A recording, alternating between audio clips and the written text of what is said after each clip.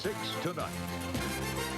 Good evening. It is an important week this week for the GOP. The Republican National Convention is well underway in San Diego, where delegates are expected to nominate Bob Dole. Here's Sandy Gilmore with a look at the convention tonight. Well, good evening from Sandy. In fact, in one poll. And West Virginian Republicans say the momentum the GOP is riding should carry them over into local races. The Republicans are in the minority in the Mountain State, but Mercer County GOP leader John Rapp says a strong showing at the National Convention can only help the party in the Mountain State. With the ticket, a strong ticket at the top, a strong ticket in the governor's race, and a strong ticket on the local level, will bring more Republicans out to vote, and those Democrats who vote conservative will cross party lines. But political analyst Dr. David Bard of Concord College says Mercer County will stay with tradition and vote strongly Democratic. Not all Republicans are endorsing the party's candidate for West Virginia Governor, Cecil Underwood. Word today that one group of Republicans is backing the Democrat Charlotte Pritt over concerns that Underwood would stagnate the state's progress. The group is called Republicans Voting for Pritt, but some high-level GOP figures in the state say they've never heard of the organizers of the group and call its members rhinos, that's Republicans in name only. A Bluefield watchdog group is checking into allegations of police misconduct in the city. Debbie Goldstein, the chairperson of the Human Rights and Community Relations Commission, says they have received 8 calls since a well-publicized incident involving drug dog patrols near Gabby's on Jefferson Street. They are encouraging folks to step forward to help clear up any problems. And I think that it causes more divisiveness when citizens make complaints undercover and do not speak them to the proper authorities. Goldstein says they are not only looking into complaints, but also suggestions from area residents about ways to improve the current system. The next public meeting is scheduled for Monday, September 16th at 7 p.m. at Bluefield City Hall.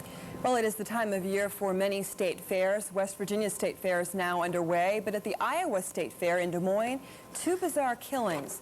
2 vendors at the fair were found murdered today. Witnesses say they were beaten, bound, and shot. The bodies were found in an area where many of the fair's vendors stay during the fair's run. Police are searching for suspects today. The victims have not yet been identified. Well, there are some concerns in the weather department. That's true. Flooding, a real problem for many today, and it's also a threat once again tonight. When's it going to end, Glenn? Yeah, there still is a flash flood watch out for parts of our viewing area tonight. Rain's wrapping up for tonight, but it'll be back. Let's take a look at what we expect overnight. One more body found and what may be more evidence of how TWA Flight 800 crashed. Robert Hager reports. Investigators are back to the possibility of a bomb here, looking at an area directly over the center fuel tank, where they see some preliminary signs of metal damage indicating an explosion so intense it could well have been a bomb, perhaps under a seat in the passenger cabin. The area in question is the horribly blackened section of wing and fuselage brought to shore last Thursday. The kind of damage investigators believe they're now finding can best be shown in photographs of the damage caused in another crash, the bomb that downed Pan Am 103, what's called curling, as well as signs of metal pushed in different directions from the same area. And on small pieces, a jagged look as opposed to smooth tearing. But while the Pan Am bomb went off in luggage in the cargo hold, none of the cargo containers in the TWA crash show any signs of bomb damage. The last of them was brought to shore this weekend. Nor do the food service galleys show any signs of a bomb. That was Robert Hager reporting tonight. Some Mercer County folks are going through a scary deja vu as the threat of flooding lingers in our area. Folks who live in these mobile homes in Lashmeet were devastated in May when floodwaters took over the neighborhood. Now they're facing fears of it happening all over again. A flood watch was posted today and brought back some very bad memories. Just to watch for the water to come up and then leave. It's real bad down here. It got about 1 to 2 inches in my trailer, in the old trailer, so we had to get rid of the old one and get a new one because it got all the insulation and stuff out from under it. The hardest hit areas of Mercer County last May included Matoka, Spanishburg, Oakville, Kellysville and Lashmeet. Those areas were not in immediate danger earlier today, but folks were preparing to move quickly if need be. And a commonly plagued area in Raleigh County was struck once again by high water. For the third time this year, Cranberry Creek has flooded over its banks. Drivers and shoppers were detoured around the Raleigh Mall area. Beckley received more than 1 inch of rain overnight. There's usually a flood of partygoers at WVU's annual back-to-school party, but this year there is another host competing for those guests, the university itself. WVU is spending up to $60,000 this year to hold its own party at the Student Union building. The university is trying to lure students away from the Grant Avenue Beer Fest, in which 2 students were shot at the gathering 2 years ago. There were 10,000 students there at the block party 2 years ago. And coming up, watch out next time you reach for the toothpaste. That's right. You could be conned by some counterfeits out there. The lowdown when we come back.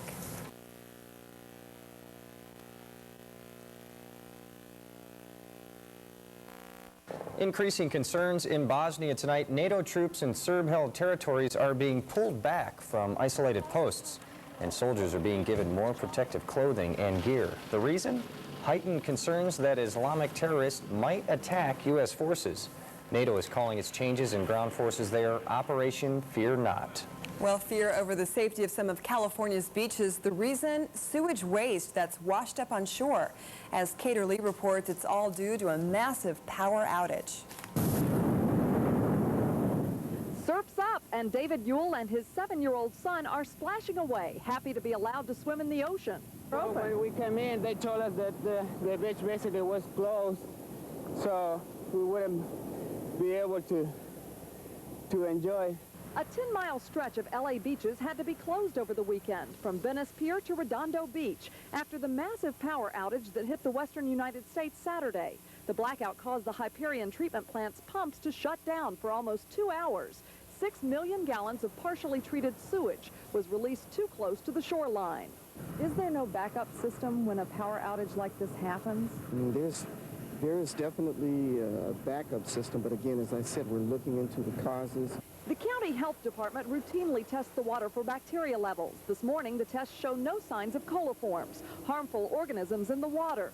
The beaches were closed as a precaution to make it safe for the public. Something was put in the ocean, and we just don't like to take that risk.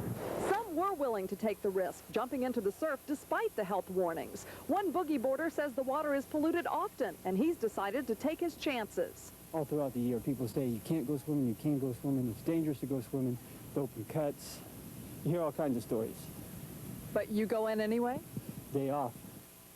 Well, imagine owning land that contains $650 million in gold, silver, and copper and not being able to touch it.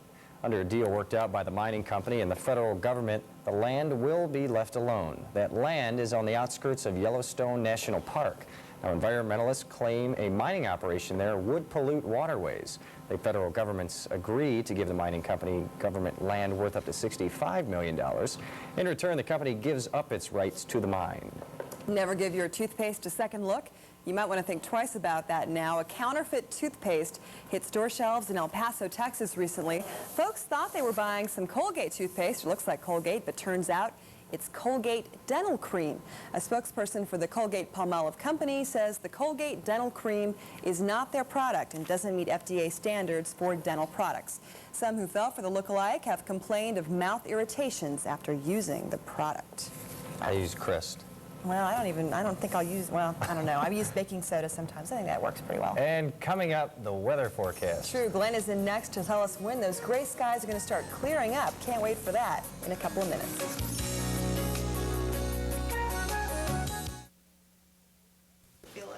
Okay, this feels like it's got grit in it, like it's got some type of oil base in it. It's not fit for drinking or anything else. It looks normal enough coming out of the faucet, but complaints from many that it isn't. Reports of bad water span several miles from Athens to Princeton. Most people complain that it looks cloudy, smells like a pond, and isn't fit to drink. This is where the tap water comes from. This is Glenwood Lake, the reservoir for Princeton and surrounding areas.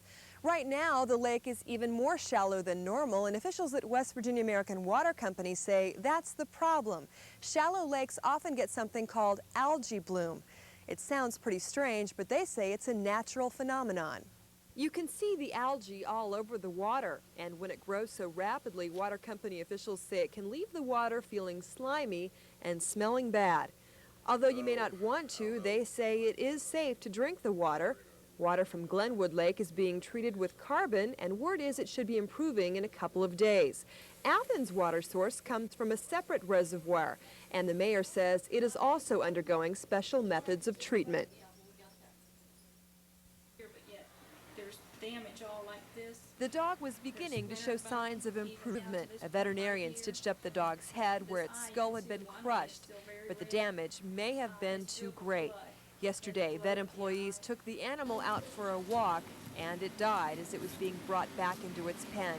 Humane Society officials say a lot of people have called, even come to the shelter, offering to help. Well, a girl was just now up here, brought the dog a can of food, and asked about it. And it just really, she got upset when she left, and I was upset when she left. It's just a bad situation.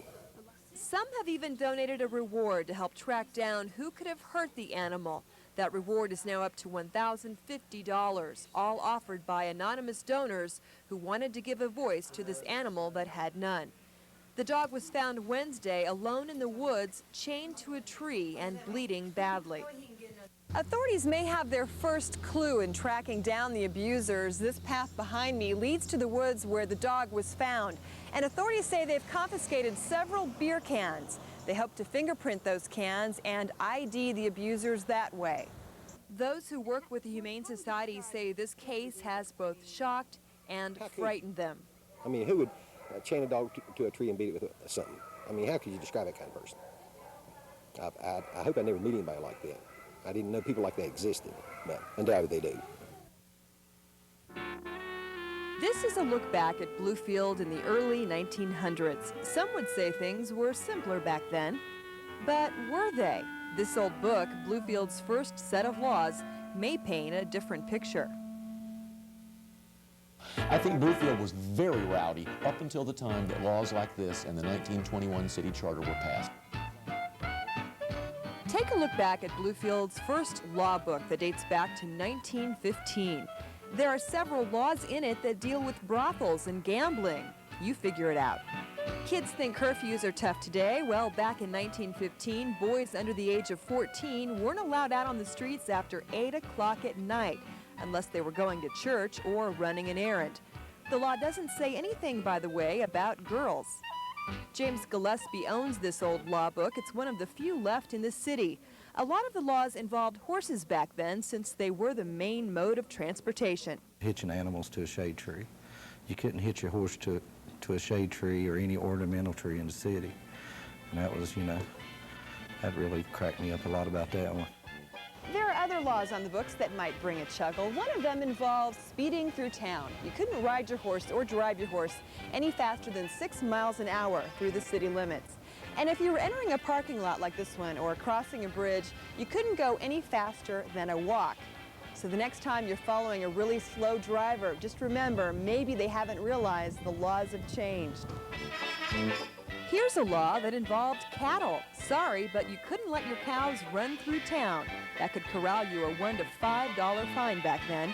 And here's another one for you. Any suspicious person seen out on the streets late at night was automatically arrested and taken before the city mayor. That, of course, was before the days of the ACLU.